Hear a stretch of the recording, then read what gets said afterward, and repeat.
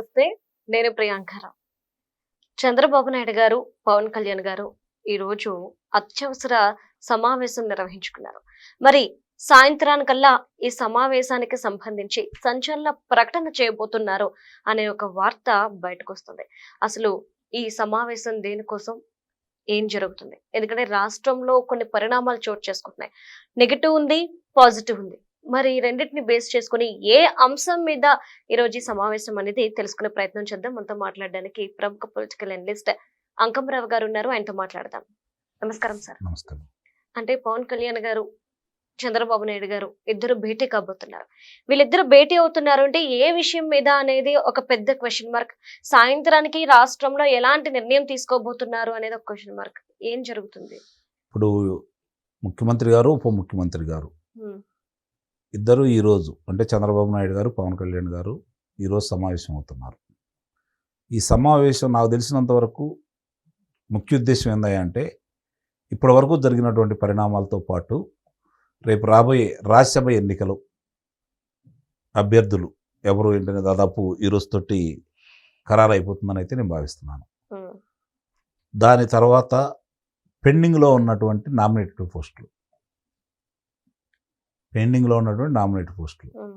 వాటిలు కూడా పూర్తి చేసే క్రమంలో భాగంగా ఇప్పటి వరకు రాష్ట్రంలో జరిగిన కార్యక్రమాలు కావచ్చు, వచ్చినటువంటి పరిశ్రమల గురించి కావచ్చు, చేపట్టిన అభివృద్ధితో పాటు రేపు మళ్ళీ 4వ తారీఖు నుంచి 4 వరుసనే మళ్ళీ ఆర్థికానికి సంబంధించి బిల్లు మొన్న ప్రవేశపెట్టారు కాబట్టి దాని మీద చర్చలో భాగంగా, అలాగే ఇప్పుడు ఏదైతే రాష్ట్రంలో చిన్న చిన్న సమస్యలు వచ్చినాయో వాటి గురించి వ్యూహాత్మకంగా ఏ విధంగా ముందుకెళ్లే క్రమంలో భాగంగా ఎవరు ఏ పాత్ర నిర్వహించాలనే దాని మీద ఉభయలు కలిసి కూర్చొని మాట్లాడుకొని ముందుకెళ్తున్నారని అయితే నేను నిస్సందేహంగా చెప్పగలను.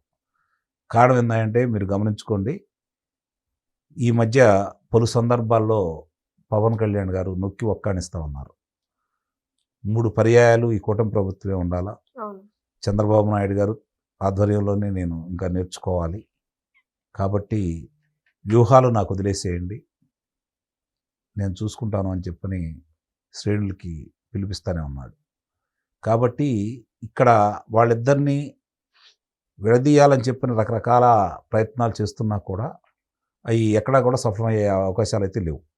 కారణం ఏంటంటే వాళ్ళకు కుదిరినటువంటి బాండింగ్ అలాంటిది.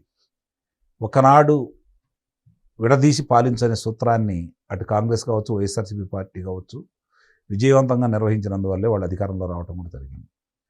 ప్రాంతాల మధ్య, కులాల మధ్య, మతాల మధ్య ఏది అవకాశం ఉంటే దాన్ని ప్రయోగించేసి వాళ్ళు ఇప్పటివరకు మనుగడ సాగించుకుంటూ వస్తూ ఉన్నారు. ఇప్పుడు పరిస్థితులు మారినాయి. రాష్ట్రం యొక్క పరిస్థితి స్వరూపం ఈరోజు ఆర్థికంగా కావచ్చు, మిగిలిన అన్ని విషయాల శాంతి భద్రత విషయాల్లో కావచ్చు ఏ విధంగా ముందుకు తీసుకువెళ్లాలనే ఆలోచనలతోటి వీళ్ళు ముందుకెళ్లే క్రమంలో ఉన్నారు. ఆ క్రమంలో భాగంగా కొన్ని విమర్శలు కూడా ఎదుర్కొంటున్నారు. ఎందుకంటే తప్పు చేసిన వాళ్ళ మీద సరైన దండన వీళ్ళు ప్రయోగించట్లేదు, వాళ్ళ విషయంలో కొంచెం ఉదాసీనంగా వ్యవహరిస్తున్నారు. ఇది పార్టీ శ్రేణుల్లోనూ ప్రజల్లో కూడా చర్చనీయాంశం అవుతూ ఉంది. ముఖ్యంగా చాలామందిలో ఏంటి వీళ్ళు ఇలా వ్యవహరిస్తూ ఉన్నారు, వాళ్ళకి శిక్షలు పడతాయా లేవు అనే ఆలోచనలో కూడా ఉన్నారు.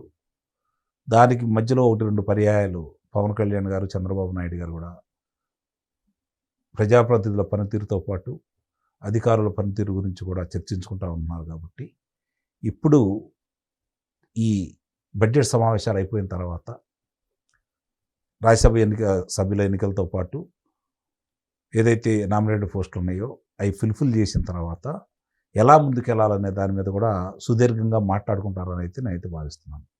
ఎందుకంటే ఇప్పటివరకు పెట్టుబడులు తీసుకొచ్చారు.